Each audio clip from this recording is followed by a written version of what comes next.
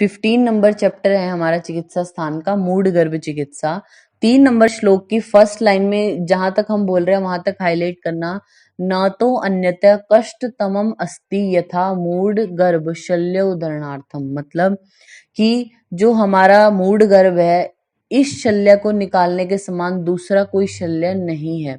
शल्य, जब आप हमारे जो शल्य है, शल्य तंत्र की डेफिनेशन पढ़ते हो, तो मूढ़ गर्भ को भी एक तरीके से शल्य में रखा गया। मूढ़ गर्भ मतलब वो निकल नहीं रहा है, ऑब्स्ट्रक्टेड हो गया किसी जगह पे, तो क्या बोला गया, उसको भी एक तरीके का शल्य बोला गया। तो शल्य को जो निकालने वाले शल्य, उनमें से सबसे कष्टतम मूढ़ गर्भ को बोला।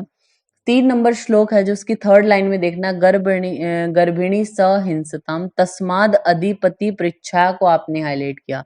तस्माद अधिपति पृच्छाया, इसका क्या मतलब हुआ, आप देखना हिंदी है जो उसकी सेकंड लास्ट लाइन में देखना, यानी ऊपर से 6th लाइन में, गर्भिणी और गर्भ और गर्भिणी की रक्षा करते हुए एक हाथ से करने पकड़ते हैं, एक हाथ से करने पड़ते हैं जो कर्म है, इसलिए स्वामी की अनुमति लेकर सावधानी से कार्य करने को बोला। तस्माद अधिपति पृच्छाया, ऐसे करने को बोला गया है।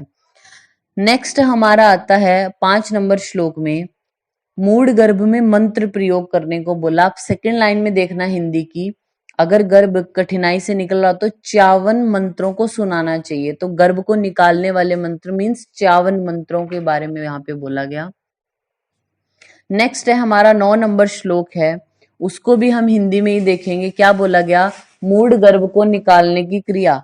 इसमें बोलते हैं कि सेकेंड लाइन से देखना, गर्भस्थ शिशु की मृत्यु होने पर गर्भिणी को आपने क्या लेटाना है, चित्त लेटाना है, उत्तान लेटाना है।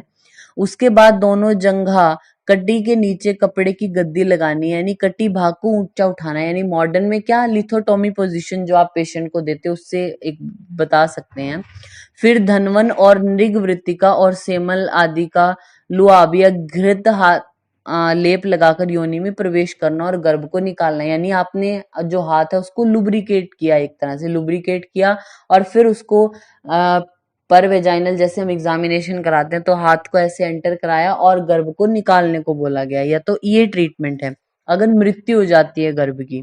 फिर 11 नंबर श्लोक की हिंदी की फर्स्ट लाइन में देखिए, अगर जीवित गर्भ है, जीवित गर्भ को कभी शस्त्र से नहीं काटना चाहिए, क्योंकि काटने पर माता और शिशु दोनों की मृत्यु हो जाती है।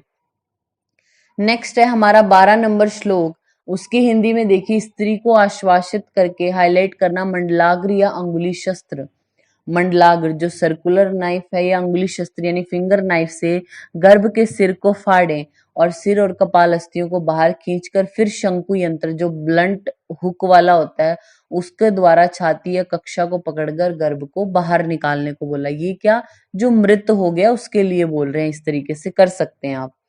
नेक्स्ट आता है हमारा 16 नंबर श्लोक में हाईलाइट करना, मंडलाग्रेण कर्तव्यम छेदनम अंत विजानिता वृद्धि पत्रम ही तीक्ष्णाग्रम नारी हिंस्याद कदाचिन। बोलते हैं जो मंडलाग्र शस्त्र होता है उसके द्वारा छेदन कर्म करना चाहिए यहाँ पे, यानी कट करके अलग करना है, क्योंकि वृद्धि पत्र जो होता है उसका अग्रभाग थोड़ा तीक्ष्ण होता है। तीक्ष्ण होगा तो स्त्री को भी तो कट कर सकता है ना। आपने क्या किया, अगर जो गर्भ है, मूढ़ गर्भ है, उसकी मृत्यु होगी तब आप उसके सिर पर इंसिजन कपाल अस्थियां इनको तोड़कर निकालते हो ना आप, छेदन करके इनका, तो उसके लिए मंडलाग्रेण कर्तव्य, मंडलाग्र का प्रयोग करते हो, वृद्धि पत्र का नहीं करते क्योंकि वो ज्यादा तीक्ष्ण होता है। फिर है हमारा 19 नंबर श्लोक की हिंदी में देखना, अगर आपने शस्त्र कर्म कर दिया तो पश्चात कर्म क्या करते हैं, जिस नारी का शल्य यानी मूढ़ गर्भ निकल गया हो, हाईलाइट करना, उष्ण जल से स्नान करावे और शरीर पर तेल की मालिश करके योनि में तेल पीछू रखने को यहाँ पे बोला गया है। नेक्स्ट है हमारा 27 और 28 नंबर श्लोक की हिंदी में देखिए, शेष दिनों के अनुकूल आहार विहार का सेवन करना चाहिए, उपद्रव रहित विशुद्ध और सुंदर वर्ण होने पर 4 मास के बाद आहार विहार के बंधन से मुक्त कर देना चाहिए। मूढ़ गर्भ की किसी का ट्रीटमेंट हुआ, मूढ़ गर्भ हुआ था किसी को, वो बेबी उसकी डेथ हो गई, उसको निकाल दिया, ऐसी स्त्री है जो ऐसा पेशेंट आपके पास है, तो उसको क्या बोले, आहार विहार का जो विधान दिया गया वो हमने नहीं पढ़ा, लेकिन जो भी उसके लिए बोली गई हैं चीजें, उसको 4 मास के बाद आहार विहार से मुक्त कर दिया गया, यानी 4 मास तक तो कम से कम उसको इन सब चीजों का सेवन करना चाहिए। और देखिए थर्ड लाइन में इसकी की हिंदी की, भोजन में वात नाशक अधोलिखित बला तेल का प्रयोग करना है। या तो 39 नंबर श्लोक की आप जो हेडिंग है उसको हाईलाइट कर लीजिए, सूती का रोग में बला तेल का प्रयोग करने को बोला गया है। नेक्स्ट है हमारा 43 नंबर श्लोक की हेडिंग है शतपाक बला तेल, उसको भी आप हाईलाइट कर लीजिए, शतपाक बला तेल। तो ये जो हमारा चैप्टर है मूड गर्भ वाला, इसमें इंपॉर्टेंट क्या है कि जो भी शल्य हैं उनको निकालने वाले जो भी शल्य हैं उनमें मूड गर्भ को सबसे कष्टतम बोला। अधिपति की इसमें क्या है, अनुमति लेके आपको ट्रीटमेंट करना है। 51 मंत्रों को प्रयोग करने को बोला। बाकी अगर जो बेबी है उसकी डेथ होगी तो किस यंत्र, किस शस्त्र से आप निकालते हो, तो मंडलाग्र या अंगुली शस्त्र का यूज करते हो, वृद्धि पत्र नहीं यूज करना क्योंकि तीक्ष्ण ज्यादा है। उसके बाद उष्ण जल से स्नान कराना है, तेल से मालिश करके योनि में बिच्छू रखना है। 4 मास तक तो एटलीस्ट वो सेवन करे, उसके बाद उसको मुक्त कर दो इन सब चीजों से। बला तेल का प्रयोग या फिर शतपाक बला तेल का प्रयोग करने को बोला गया। आप यहीं जहाँ पे चैप्टर एंड हो रहा है इसके पेज के टॉप पर लिख लीजिए, चरक एरो करके लिखा, सूतिका स्वस्थ वृत्त, सूतिका स्वस्थित 5 से 7 रात्रि। आचार्य चरक ने सूतिका ऐसे कोई स्वस्थ ऋतु, मतलब जो बोलते हैं ना, एक जैसे डिलीवरी हुई उसके बाद कुछ दिनों तक उसको कुछ डाइट, स्पेसिफिक डाइट लेने को बोला, तो वो सूतिका स्वस्थित 5 से 7 रात्रि बोलते हैं।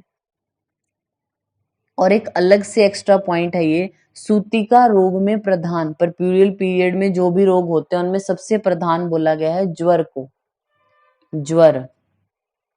और ट्रीटमेंट क्या देते हैं उस ज्वर में, आप दे सकते हैं नॉर्मली प्रताप लंकेश्वर रस और दशमूल क्वाथ, लिख लीजिए ये। चरक ने सूतिका स्वस्थित बोला 5 से 7 रात्रि का। सूतिका रोगों में प्रधान होता है ज्वर, तो उस ज्वर का ट्रीटमेंट क्या करते हैं आप, प्रताप लंकेश्वर रस एंड दशमूल क्वाथ। तो ये हमारा 15 नंबर जो चैप्टर है वो कंप्लीट होता है।